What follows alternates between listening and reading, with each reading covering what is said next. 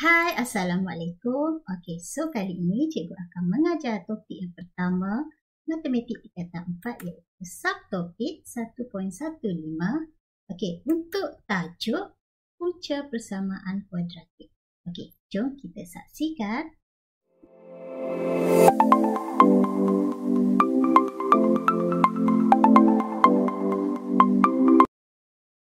Okey, so yang pertama, kita akan tengok apa itu maksud punca persamaan kuadratik. Okey, punca persamaan kuadratik ni ialah sebenarnya nilai-nilai pemboleh ubah yang memuaskan suatu persamaan kuadratik. Apa maksud tu? Okey, maksudnya dekat sini contoh persamaan kuadratik yang cikgu ada yang umumnya A x kuasa 2 tambah bx tambah c sama dengan kosong. Itu persamaan amnya. Okey, let's say cikgu ada contoh nilai 3x kuasa 2 tambah 6x tambah 1 sama dengan kosong. Okey, macam mana kita nak tahu dia punya punca? Okey, kita akan gantikan nilai-nilai bagi x ini. Kita akan try suatu nombor dan kita masukkan dalam persamaan ini. Lepas tu kita akan semak adakah jawapan dia bersamaan dengan kosong. Okey, jika dia sama dengan di sebelah kanan sana, maka dia akan jadi punca persamaan kuadratik. Okey, masih keliru? Okey, jom kita tengok contoh di bawah. Okey, contoh ini, kita akan kenal pasti nilai-nilai x yang memuaskan persamaan kuadratik yang diberi. Okey, jika kamu tengok yang pertama yang cikgu sudah selesaikan yang ini. Okey, so nilai x yang diminta, contoh kita gantikan x ini dengan kosong. Kita akan masukkan dalam persamaan di atas ini.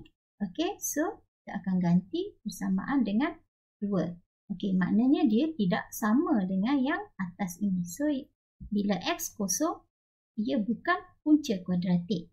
Okey, jika x sama dengan 1, so kita akan ganti persamaan di atas. So, 1 kuasa 2 tolak 3 darab dengan 1, kita tambah dengan 2, kita akan dapat kosong. Maka, ia juga ialah persamaan kuadratik. So, ini betul.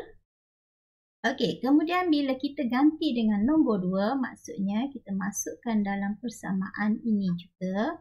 Contoh, sini cikgu dapat 2 kuasa 2 tolak 3 didarab dengan 2. Kemudian tambah dengan 2. Kita akan dapat dengan kosong. Okey, so maknanya yang ini juga iaitu persamaan, punca persamaan kuadratik.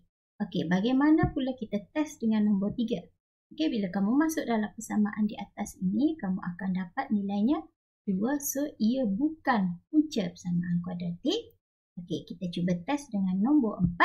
Okey, so kita masuk dalam persamaan ini juga. Didapati ia bersamaan dengan 6. So, dia tidak sama dengan di sebelah belakang ini. So, ia pun bukan punca kuadratik.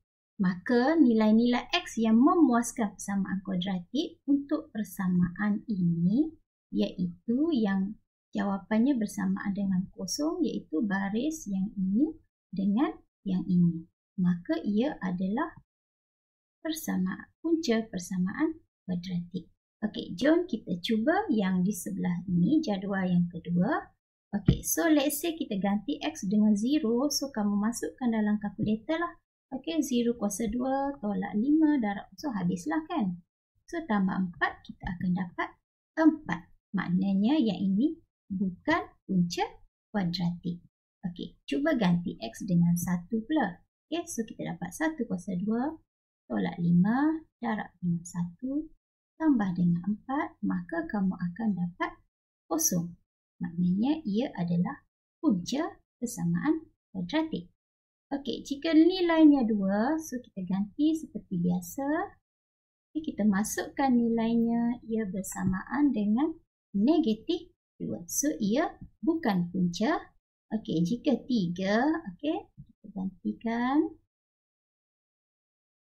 Okey, masukkan dalam kalkulator, kamu akan dapat jawapannya iaitu 2. So, ia pun bukan. Okey, cuba kita try dengan nombor 4. Okey, cikgu gantikan dengan nombor 4 pula. So, didapati ia bersamaan dengan kosong. Maka ini juga iaitu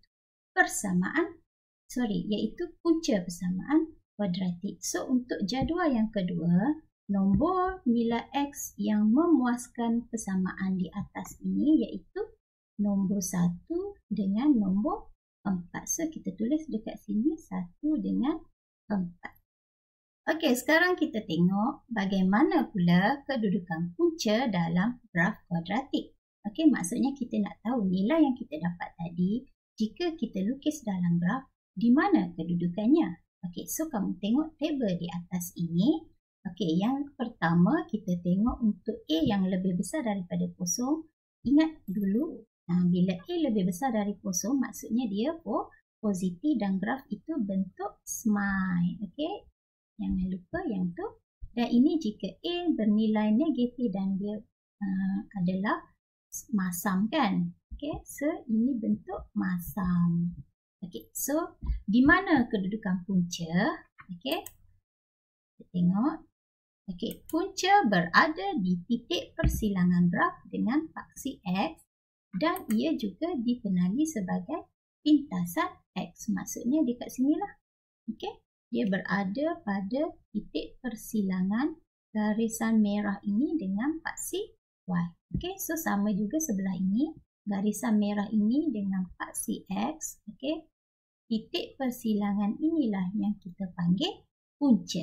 Okey, dan kamu perlu ingat tempat persilangan ini juga dikenali sebagai pintasan X. Okey, sekarang jom saya bagi contoh soalan. Tapi soalan ini cikgu ambil daripada buku teks matematik kamu muka surat 19 contoh 6. Okey, kita tengok contohnya.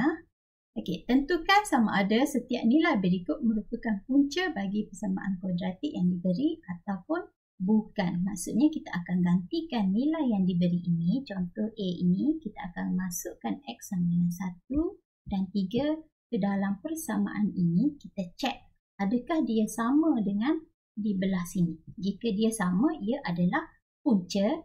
Jika dia tidak sama, maka dia bukan punca. Okey, so kita cuba yang pertama. Okey, jika X sama dengan 1, so kita masukkan dalam persamaan ini. Okey, gantikan nilai X itu dengan 1. Okey, adakah kita dapat jawapannya kosong? 2 tolak 7 tambah 3 bersamaan dengan negatif 2. Okey, so kita tengok di sini dia tidak sama dengan kosong. Maka ini bukan punca. Okey, cuba kita test pula dengan X 3. So, jika X sama dengan 3, okey, 2, 3 kuasa 2, tolak 7, X 3 tambah 3. Okey, kita masuk dalam kalkulator, kira-kira. Dan kita akan dapat ia sama dengan kosong. Okey, maksudnya nombor 3 ini ialah punca. Okey, so yang pertama, jika X 1. Okey, so kita masuk dalam kalkulator. Okey, 1 kuasa 2 tolak 7, 1 tambah 5. Okey, kamu tengok dekat sini ya. Okey, yang ini kita tak pindah ke sana.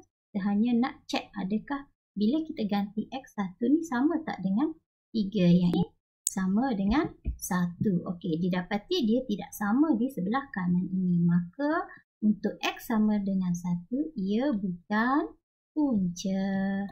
Okey, so yang kedua, jika X sama dengan 1/3. Okey, so kita, macam biasa kita ganti.